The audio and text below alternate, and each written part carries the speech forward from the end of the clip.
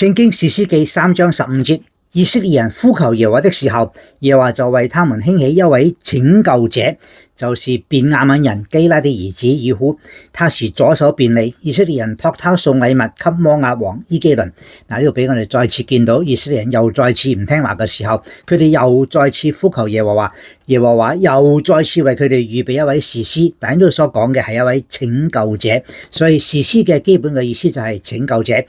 當時嘅士師將以色列人從外邦人嘅欺壓當中拯救出嚟。求主幫助我哋。今日耶和華係我哋嘅拯救者，耶穌基督係我哋嘅拯救者，佢將我哋從罪惡當中拯救出嚟，叫我哋信耶穌得永生，不至滅亡，